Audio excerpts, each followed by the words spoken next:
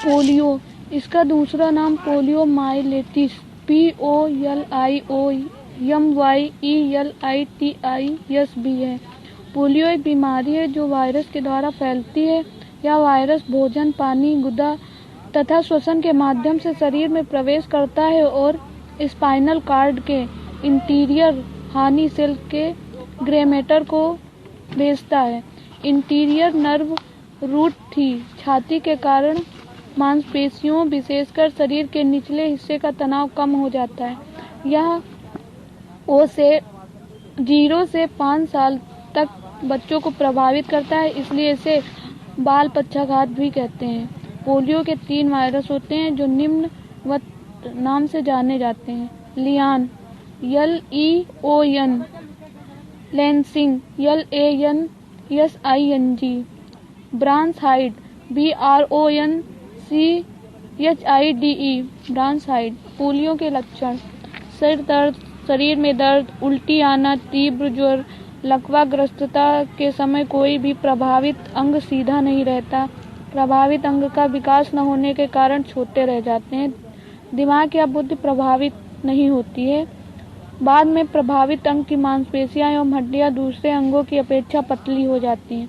Polio के साथ होने वाली द्वितीयक समस्याएं: पोलियो की पहचान सही समय से नहीं हो पाने अथवा शरीर के विभिन्न स्थितियों, रेंगने, लेटने, उठने, बैठना, खड़े होने इत्यादि का व्यवस्थित उपयोग न होने के कारण कभी कभी कई प्रकार की समस्याएं उत्पन्न हो जाती हैं, जिसे द्वितीयक समस्याओं के नाम से भी जाना जाता है। पोलियो के साथ होने वाली द्वितीयक समस्याएं निम्न हैं। संकुचन: मांसपेशियों तथा नसों के छोटा होने के कारण वह अंग पूरा विस्तार से गति नहीं कर पाता, जिसके कारण जोड़ों में संकुचन होता है। संकुचन मुख्य रूप से बड़े जोड़ों पर होता है। नंबर 2, अंगों का जोड़ से हटना: कभी कभी मांसपेशियों के सूख जाने के कारण अपना कार्य नहीं कर पाती, ऐसी स्थिति में वह अंग जोड़ से खिसक जाता है। दर्द जोड़ों जैसे कूल्हा, घुटना, टखना, कंधा इत्यादि में हो सकता है।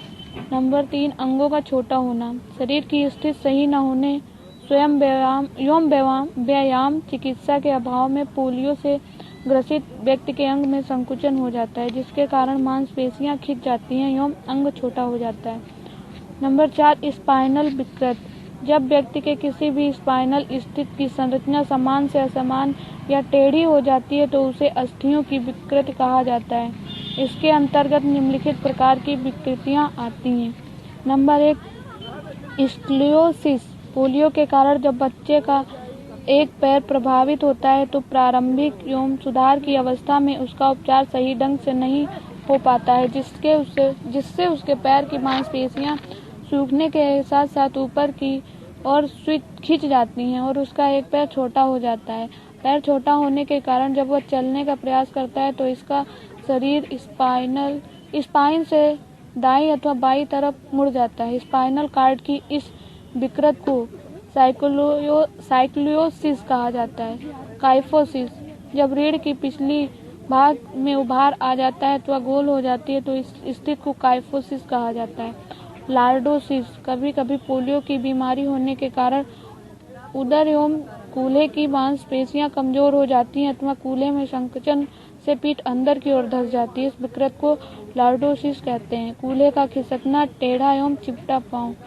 नंबर 5 है माइलोमैग्लोसिल: इस अवस्था में संवेदना पूर्ण रूप से अक्षम हो जाती है, जिसे ताप, स्पर्श तथा दर्द का ज्ञात नहीं होता। यह अक्षमता स्पाइनल कॉलम के लंबर भाग एवं दोनों पैर में दिखाई देता है अथवा जलने एवं दाग जैसी समस्या होती है। गामा का क्षमता के व्यापक दर: विश्व स्वास्थ्य संगठन 1994 के अनुसार करीब 10 करोड़ लोग पोलियो से प्रभावित हैं। पोलियो की रोकथाम: पोलियो पर पूरी तरह नियंत्रण पाने के लिए रोकथाम जरूरी है, उतना ही आवश्यक है इसके प्रति जागरूकता फैलाना। अतः पोलियो की रोकथाम के लिए निम्नलिखित कदम उठाए जा रहे हैं। टीकाकरण: शिशुओं को पोलियो वैक्सीन के टीके लगवाने चाहिए। इसके लिए पोलियो की दवा निम्नवत दिलाएं। नंबर 1, जन्म के समय। नंबर 2, 6 सप्ताह पर। नंबर 3, 10 सप्ताह पर।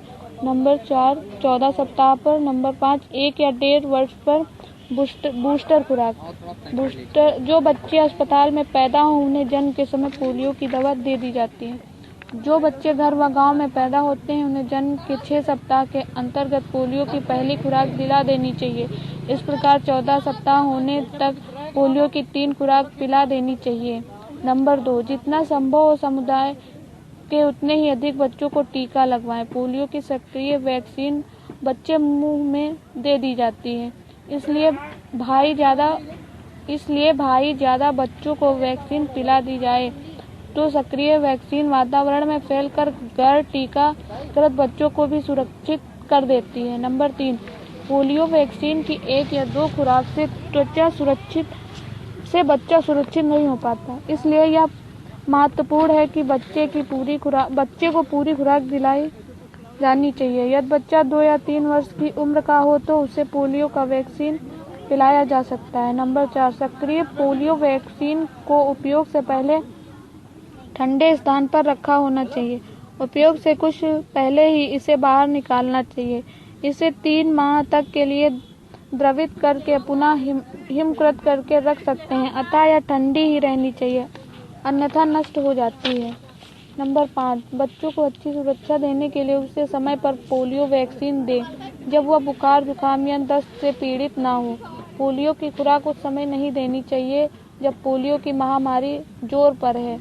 हो सकता है यदि बच्चा 3 माह का है और उसे पोलियो वैक्सीन नहीं दिया गया है तो उसे तुरंत पोलियो खुराक दें। इसकी रोकथाम के लिए विश्व स्वास्थ्य संगठन द्वारा सरकारी एवं गैर सरकारी संगठनों की सहायता से विभिन्न प्रकार के कार्यक्रम आयोजित किए जा रहे हैं। हर पोष में नुक्कड़ नाटक, रैली इत्यादि के माध्यम से पोलियो टीकाकरण के प्रति नकारात्मक दृष्टिकोण रखने वाले लोगों को अब प्रेरित किया जा रहा है। परीक्षण एवं जांच कभी कभी पोलियो के अलावा अन्य प्रकार की विकृत भी हो जाती है, इसलिए किसी बच्चे की पोलियो है या नहीं इसका पता लगाना आवश्यक है। निम्नलिखित परीक्षणों के द्वारा पोलियो का सही पता लगाया जा सकता है। नंबर 1 शारीरिक परीक्षण। इसमें प्रायः निम्नलिखित प्रकार की जांच की जाती है: परिधीय गतिशीलता, मांसपेशियों की जांच, विकृतियों की जांच। नंबर 2 निरीक्षण एवं परीक्षण के उपरांत यह पता करने की कोशिश करें कि किस प्रकार के व्यापक सामग्री और सहायता बच्चों के लिए ज़्यादा लाभदायक सिद्ध हो सकती है तथा इसकी संभावनाओं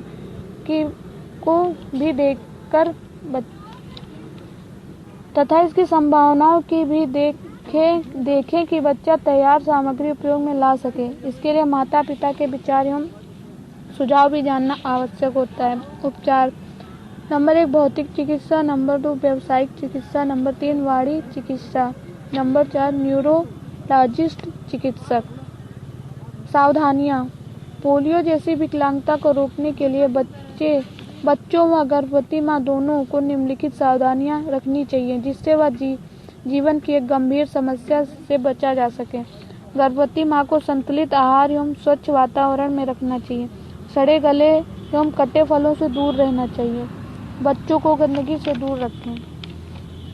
नंबर 4 साफ सफाई की उचित व्यवस्था करें। नंबर 5 दूषित पानी व भोजन का सेवन न करें। संक्रमण होने पर तुरंत विशेषज्ञ को दिखाएं। नंबर 7 चिकित्सक द्वारा दी गई सावधानियां एवं दवाओं का उचित रूप से पालन एवं सेवन करें। पोलियो का प्रबंधन एवं पुनर्वास: पोलियो से ग्रसित व्यक्ति के लिए शैक्षिक, व्यावसायिक, सामाजिक, रोजगार परक सेवाएं प्रदान करना उतना ही आवश्यक होता है जितना कि सामान्य व्यक्ति के लिए। अतः पोलियो से प्रभावित व्यक्ति के सर्वांगीण विकास, सामाजिक समायोजन के लिए निम्नलिखित प्रबंधन तथा पुनर्वास सेवाएं प्रदान की जानी चाहिए।